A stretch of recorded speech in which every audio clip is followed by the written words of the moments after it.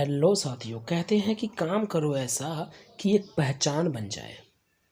हर कदम ऐसा चलो कि एक निशान बन जाए। यहाँ ज़िंदगी तो हर कोई काट लेता है साथियों, यहाँ ज़िंदगी तो हर कोई काट लेता है। ज़िंदगी जियो इस कदर की मिसाल बन जाए। ये बढ़िया इसी था के गुरु। साथ मैं दिलीप चौधरी आपका स्वागत करता हूँ आपके ही अपने यूट्यूब चैनल नॉलेज जोन पर। आज के इस वीडियो में हम लोग बात करेंगे भैया एवरेज यानी औसत का पार्ट 2। ठीक है, पार्ट 1 ऑलरेडी हम लोग सॉल्व कर चुके थे, वो डिस्क्रिप्शन में लिंक पड़ा है, जाके वहाँ से आप एक बार देख लीजिएगा। ठीक है ना, पार्ट 1 को देख लीजिएगा, वो भी काफ़ी इंपॉर्टेंट था और ये भी काफ़ी इंपॉर्टेंट है। इसमें टॉप 5 क्वेश्चनों का क्वेश्चन है कि 5 क्रमागत विषम संख्याएं भैया कौन कौन से हैं। ए हैं, बी हैं, सी हैं, डी हैं और एक ठो कट गया है आपके लिए ई। तो कह रहा है कि इन पांचों का जो औसत है वो कितना है, 21 है भैया। कितना, 21 है। तो उनमें से ई का मान बताइए। ई यहाँ भी कट चुका था तो ई हमने यहाँ पे दर्शा दिए। किसका मान बताना है, ई का मान बताना है। ठीक है, तो प्रश्न को एक बार फिर से हम आपको समझा देते हैं कि 5 क्रमागत विषम संख्या भैया, ठीक है ना, ए बी सी डी और ई, इन पांचों का औसत है, औसत है 21 है। ठीक है, तो ई का मान बताइए। किसका, ई का मान बताइए। तो इस तरह का प्रश्न कभी भी आए तो हम लोग करेंगे क्या, जिसका मान पूछा उसको लिख लेंगे भैया। ध्यान से ई को आप टेढ़वा करके ऐसे लिख दीजिएगा। ठीक है, ई लिख दिए। उसके पहले कितनी संख्या है तो कहेंगे गुरुजी 4 है। कितनी, 4 है। 1 2 3 और 4, तो 4 इसमें से घटा दीजिएगा। ठीक है, इतना काम कर लेंगे। जिसका मान पूछा उसको लिखिए और उसके पहले जितनी संख्या उसको घटा दीजिए। ठीक है, बस उसके बाद बराबर कर दीजिएगा, 2 ठो पाई खींच के बराबर हो गया। ठीक, अब उसके बाद एवरेज कितना है, 21 है, उसको लिख दीजिए। हो गया आंसर, हो गया आंसर, बस कुछ करना ही नहीं था। जिसका मान पूछो उसको लिखिए, उसके पहले जितनी संख्या उसको घटाइए, बराबर औसत के करिए। औसत 21 है। ई का मान कितना हो जाएगा, 4 उधर जाएगा तो 21 + 4 यानी कितना हो जाएगा, 25। कहानी खत्म। ऑप्शन नंबर बी आपका सही हो जाएगा, 25। ठीक है, तो इस प्रकार का प्रश्न कभी आए तो आप छोड़ेंगे गुरुजी? नहीं, नहीं छोड़ेंगे, बिल्कुल नहीं छोड़िएगा। अगर कभी भी किसी तरह का प्रश्न आए जिसमें से किसी का मान पूछे तो उसका पहले देखिए कितना है, उसमें से घटाइए, औसत के बराबर करिए, खटाक से आंसर लाइए। ठीक है ना, 1 का मिनट नहीं, 30 सेकंड का काम है, 30 सेकंड उस कम के काम है। तो चलिए नेक्स्ट क्वेश्चन आपको दिखाते हैं और उड़ाते हैं उसको भी।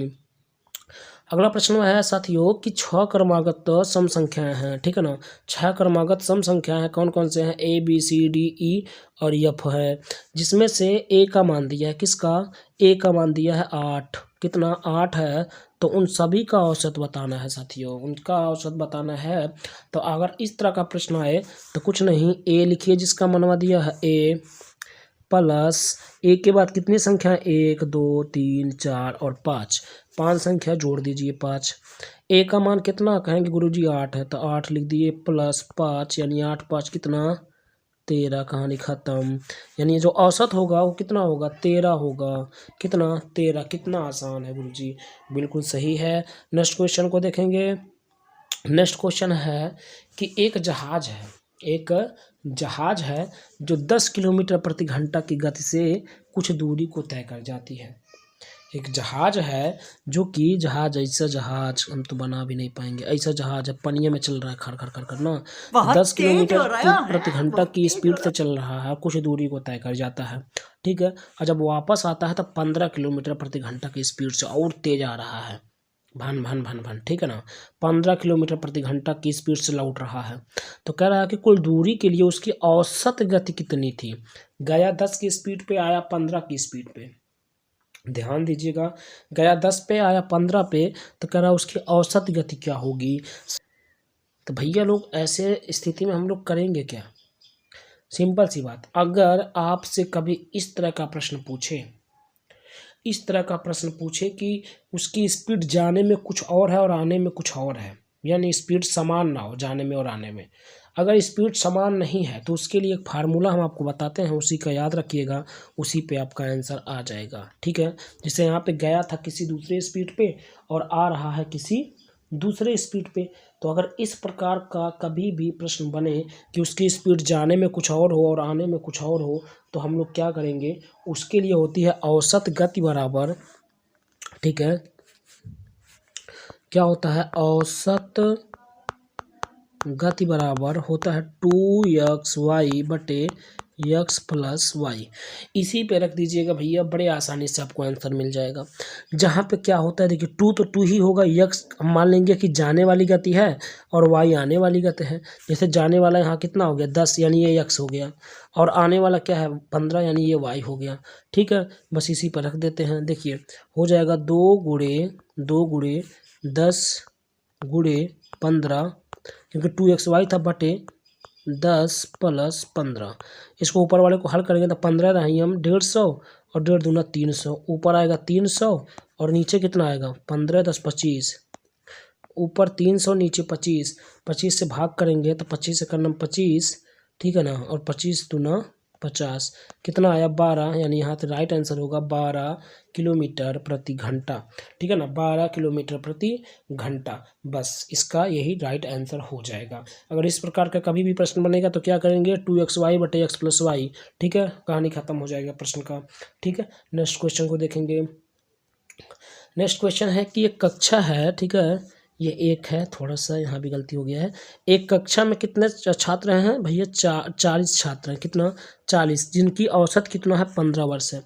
40 छात्र हैं जिनकी औसत कितना 15 वर्ष।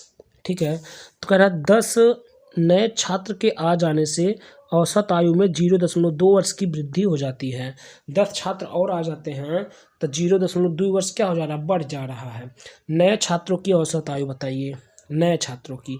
तो क्या करेंगे भैया, इस तरह का प्रश्न कभी भी आए बहुत ही कठिन माने जाते हैं, बट उड़ाएंगे मात्र मिनटों में। ठीक है ना, मुश्किल से मुश्किल 1 मिनट से भी कम लगेगा। देखिए 40 छात्र पहले थे ना, तो 40 लिखिए, 40 लिख दिए। 40 छात्रों की औसत आयु कितनी थी 15 वर्ष, उसको लिख दीजिएगा थोड़ा सा दूरी पे। ठीक है, 40 छात्र का औसत आयु कितना 15 वर्ष। फिर बोला गया कि 10 छात्र क्या हो जाते हैं और नए आ जाते हैं। तो पहले 40 थे, 10 और आ गए तो कितना हो गए, 10 यहाँ पे आ जाएंगे तो 50 हो जाएंगे। ठीक है, तो कह रहा है कि उसकी औसत आयु में 0.2 वर्ष की वृद्धि हो जाती है। तो पहले 15 था और 0.2 वर्ष और बढ़ जाएगा तो कितना हो जाएगा 15.2 हो जाएगा। सिंपल सी बात, 15.2 हो जाएगा। ठीक है, उसके बाद नए छात्रों की औसत बतानी है, तो आप क्या करेंगे, सीधा एक क्रॉस लगाएंगे, ऐसे क्रॉस लगा दिए। अब क्या करेंगे, आप इस नीचे वाले में से इसको घटा दीजिए। ठीक है, तो 50 में से हम 40 को घटा देंगे तो कितना 10 बचेगा, और इसी प्रकार यहाँ 15.2 में से 15 घटा देंगे तो कितना बचेगा 0.2 बचेगा। ठीक है, इतना काम करने के बाद अब क्या करेंगे, आप इसका गुणा इसमें कर दीजिएगा और इसका गुणा इसमें कर दीजिएगा। ठीक है, 10 का गुणा 15.2 में और 0.2 का गुणा 40 में। ठीक है, इतना काम करेंगे। ठीक है, तो गुणा करते हैं और इसको लिखते हैं एक पेज ले लेते हैं। तो एक पेज हम यहाँ पे ले रहे हैं। ठीक है, ये पेज ले लिए हैं। गुणा देखिए किस में होगा, 10 में गुणा होगा 15.2 का, तो 10 में हम गुणा कर दिए 15.2 का। ठीक है, उसके बाद क्या करेंगे, 0.2 का गुणा 40 के साथ होगा। जैसे यहाँ पे देखिएगा 10 का गुणा किसके साथ 15.2 के साथ, और 0.2 का गुणा 40 के साथ होगा। ठीक है, तो क्या करेंगे देखिए, अब यहाँ पे अच्छा एक चीज़ और यहाँ प्लस लगाएंगे। क्यों प्लस लगा रहे हैं अभी बता रहे हैं। उसके बाद 0.2 का गुणा किसके साथ 40 के साथ, और बटे करेंगे। ठीक है ना, क्या करेंगे बटे करेंगे। उसके बाद लिखेंगे नीचे में हम लोग लिख देंगे और 10, कितना नीचे में लिख देंगे 10, नीचे में लिख देंगे 10।